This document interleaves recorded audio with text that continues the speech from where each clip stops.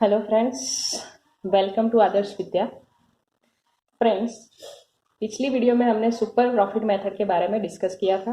Okay, आज भी हम सुपर प्रॉफिट मेथड का एक सम डिस्कस करेंगे, पर ये जो सम है आप हमारा मोस्ट आईएमपी सम है, क्योंकि ये जो सम है नॉर्थ गुजरात यूनिवर्सिटी में भी पूछा गया है।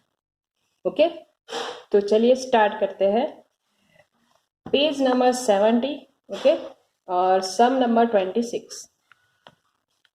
The balance sheet of Bandhana Limited as on 31st March 2009 is as under liabilities and assets आपको दिया गया है। Equity shares of ₹100 each fully paid 2 lakh. Equity share of ₹10 each ₹6 paid up per share. 12% is preference share capital, general reserve, P&L account, 11% debenture, creditors, bills payable, workman accident compensation fund. इस side आपको दिया गया है asset में goodwill, building, plant and machinery, investment 10% government securities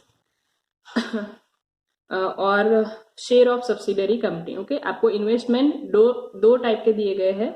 okay, तो इसमें से हमने पहले भी डिस्कस किया था कि हम सिर्फ इन्वेस्टमेंट्स में ट्रेडिंग इन्वेस्टमेंट जो होगा वही हम लिखेंगे।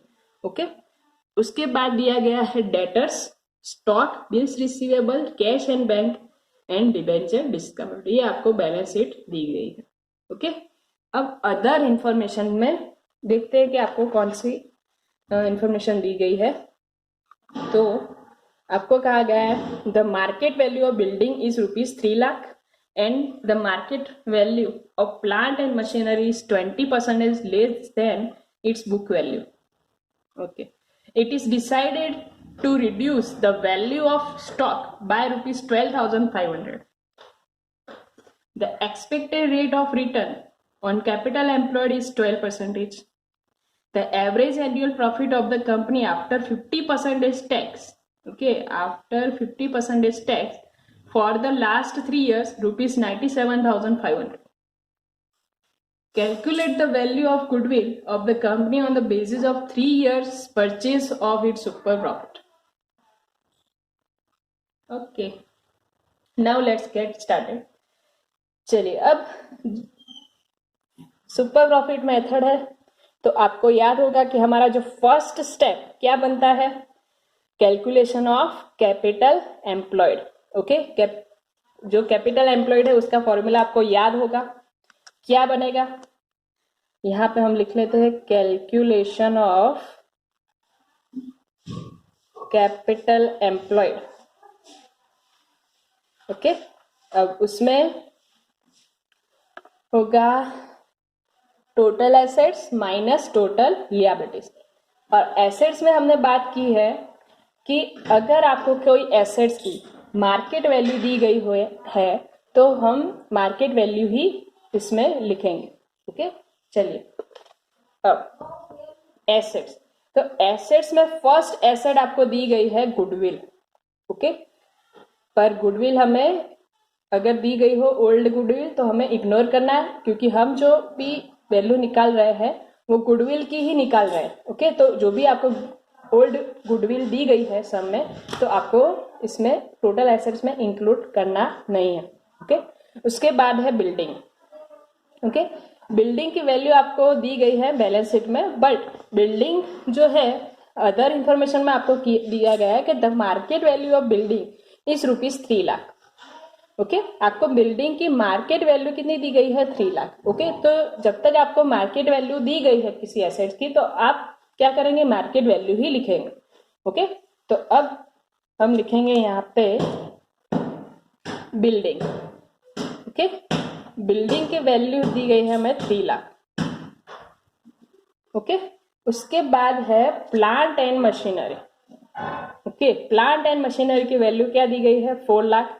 बट प्लांट और मशीनरी के बारे में आपको कहा गया है the market value of plant and machinery is 20% less than it's book value. Okay, market value of plant and machinery is 20% less than it's book value. जो प्लांट एंड मशीनरी की मार्केट वैल्यू है वो book value से 20% कम है। Okay, less than है, कम है।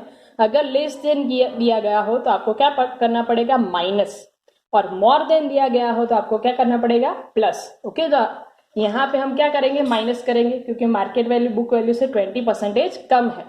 Okay, तो plant and machinery की आपको बैलेंस शीट में वैल्यू दी गई है 4 लाख माइनस 20%, तो 80,000, तो 3,20,000 इसकी वैल्यू आएगी। ओके, उसके बाद आपको दिया गया है इन्वेस्टमेंट। ओके, इन्वेस्टमेंट में आपको दो टाइप के इन्वेस्टमेंट दिए गए हैं, 10% government securities and share of subsidiary company. अब इसमें हमने लिखाए थे आपको कि ट्रेडिंग इन्वेस्टमेंट कौन से है। आपको ट्रेडिंग इन्वेस्टमेंट ही याद रखने हैं और वही टोटल एसेट्स में इंक्लूड होगा, नॉन ट्रेडिंग आपको लिखना नहीं है। तो इन दोनों में से ट्रेडिंग इन्वेस्टमेंट कौन सा है, share of subsidiary company. Okay, अगर आपको याद नहीं है तो जो भी वीडियो हमने बनाई है पहले जो नोट्स हमने लिखाए थे, तो प्लीज आप वो वीडियो देखिएगा। ओके, तो शेयर ऑफ सब्सिडरी कंपनी ये हमारा जो है ट्रेडिंग इन्वेस्टमेंट है, तो वही हम इस टोटल एसेट्स में लिखेंगे। ओके, तो 70,000 हमारी वैल्यू है। उसके बाद है दिया गया है आपको debtors, stock, bills receivable, cash and bank. Okay, इतनी सारी एसेट्स है। डिबेंचर डिस्काउंट नहीं आएगा। ओके, क्योंकि ये जो है हमारी फिक्टिटियस एसेट्स है। ओके, तो ये जो है हम लिखेंगे नहीं। ओके, चलिए अब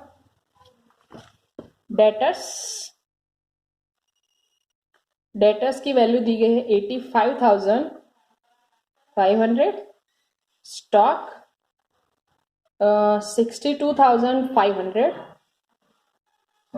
bills receive 11,500, cash and bank 7,500। Okay, now total इसका, यहाँ पे हमने एक गलती कर दी है। It is decided to, stock के बारे में आपको कहा गया था, it is decided to reduce the value of stock by ₹12,500। Okay, आपको स्टॉक की वैल्यू क्या करनी है, रिड्यूस करनी है। रिड्यूस करनी हो तो क्या करना पड़ेगा, हमें 12,500 स्टॉक में से माइनस करने पड़ेगा। Okay, it is decided to reduce the value of stock by ₹12,500। Okay, हमें स्टॉक में से 12,500 क्या करना है, कम करना है। तो हमने यहाँ पे लिखना है स्टॉक जो है 62,500 माइनस हमें लेस करना है 12,500। ओके, तो यहाँ पे जो स्टॉक की वैल्यू क्या बनेगी, 50,000। ओके, चलिए अब इसका टोटल हम कर लेते हैं, 3 lakh plus 3,20,000 plus 70,000, 85,500 plus 50,000 plus 11,500 plus 7,500। तो यहाँ पे जो टोटल है 8,44,500 हमारी टोटल एसेट्स है। क्लियर? चलिए अब इसमें से माइनस करेंगे हम टोटल लियाबिलिटीज। ठीक है, चलिए टोटल लियाबिलिटीज में आपको लियाबिलिटीज कौन सी दी गई है, तो यहाँ पे हम चेक करेंगे कि लियाबिलिटी आपकी जो है वो है 11% debenture, creditors, bills payable, workman accident compensation fund आपकी लियाबिलिटी नहीं है, पर ये जो है हमारा रिजर्व। ओके, हमें सिर्फ यहाँ पे क्या लिखनी है, लियाबिलिटी। ओके, अगर आपको वर्कमैन प्रॉफिट शेयरिंग फंड दिया गया है तो आपको लिखना पड़ेगा, क्योंकि वो जो है हमारी लियाबिलिटी है। ठीक है, चलिए अब ये जो 3 लियाबिलिटी हम लिख लेंगे, 11% debenture, creditors and bills payable. Okay, तो डिबेंचर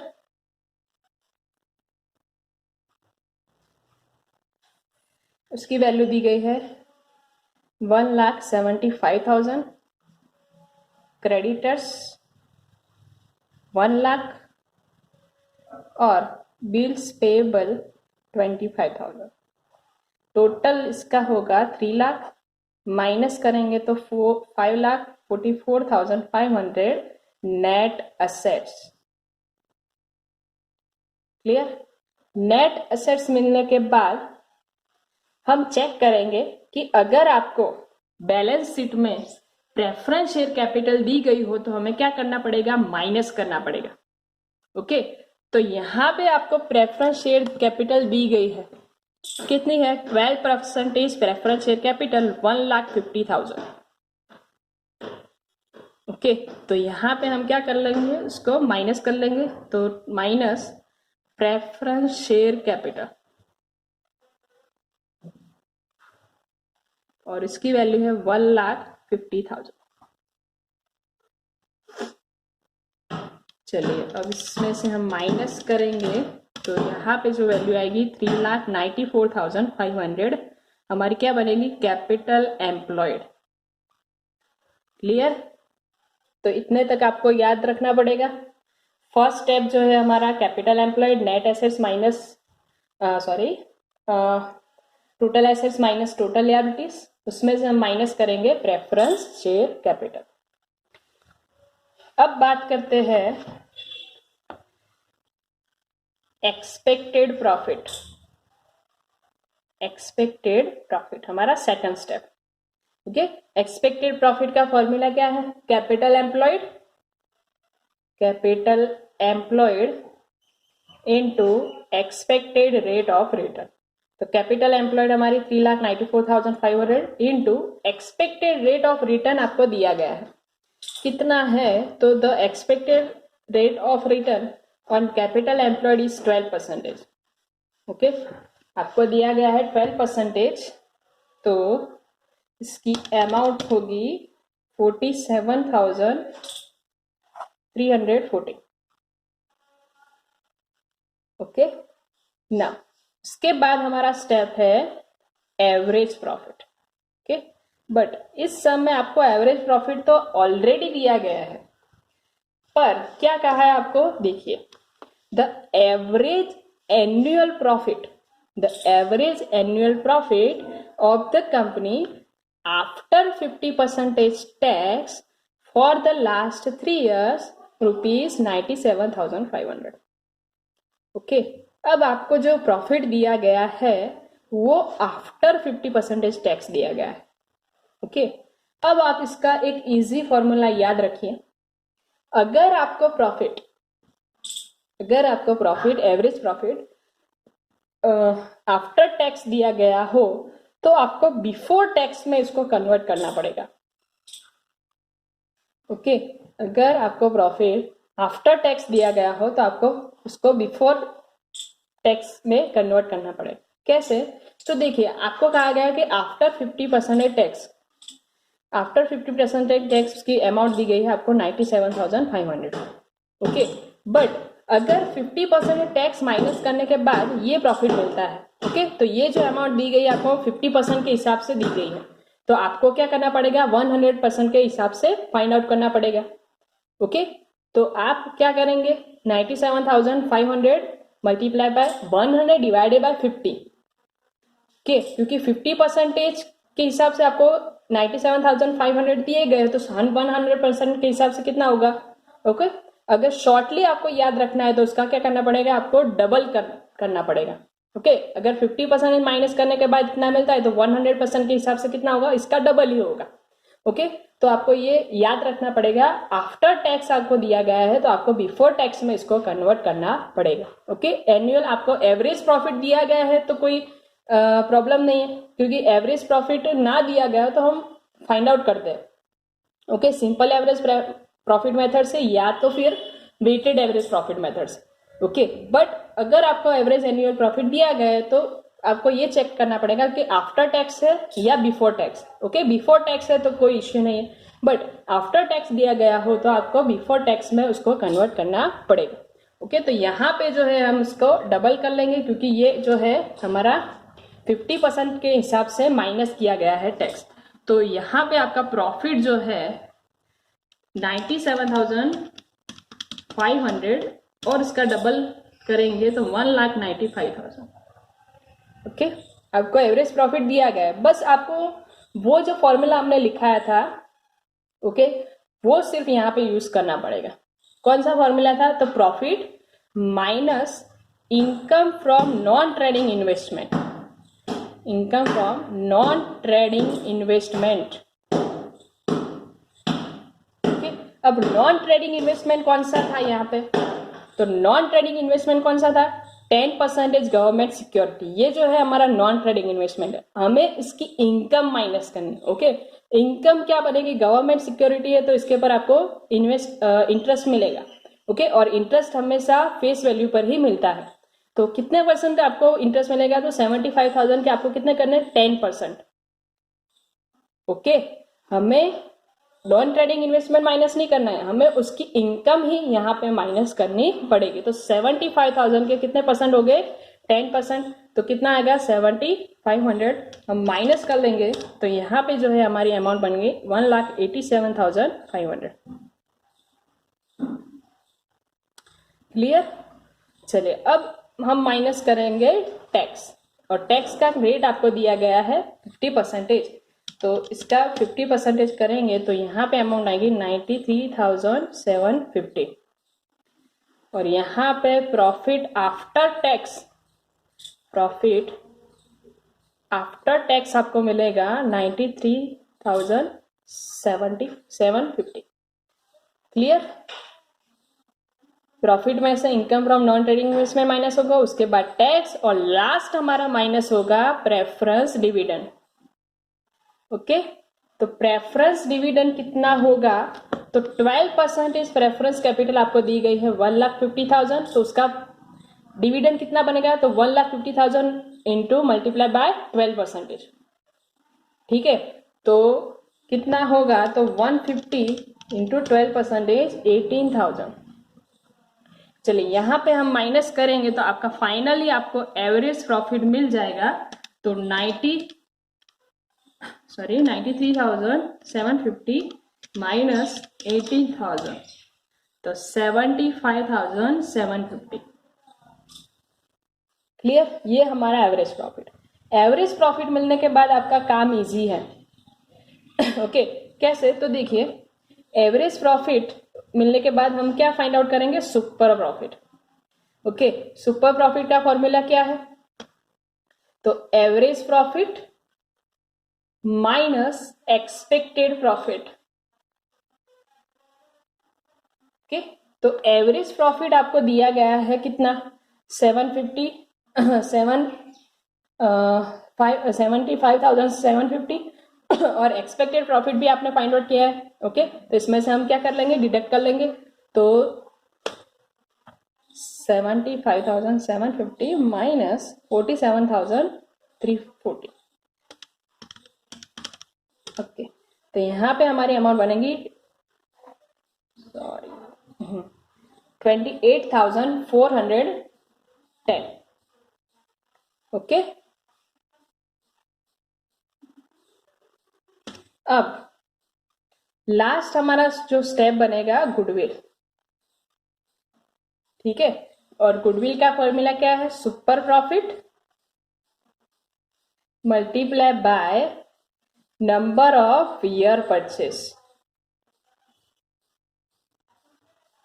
ओके, तो 28,410 मल्टीप्लाई बाय सुपर प्रॉफिट और नंबर ऑफ ईयर परचेस आपको कितना दिया गया है? तो देखिए 3 year purchase of it super profit. Okay, आपको कहा गया है, तो 3 ईयर्स हम मल्टीप्लाई करेंगे इसको, तो 28,000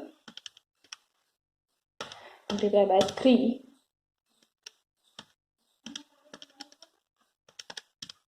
तो 85,230। ये जो है हमारी गुडविल की अमाउंट बनेगी। ओके, तो ये जो है हमारा सिंपल सम है। अगर आपने नोट्स नहीं लिखे तो स्क्रीनशॉट लीजिए, फिर नोट्स बना के रखिए। ओके, मोस्ट टाइम पे सम है और यूनिवर्सिटी में भी पूछा गया है। अब ये जो वीडियो जिसने भी आप देखी है वो आप कमेंट करके अपनी अटेंडेंस करवाइएगा, क्योंकि आपकी जो अटेंडेंस है वो यूनिवर्सिटी में भेजनी पड़ती है।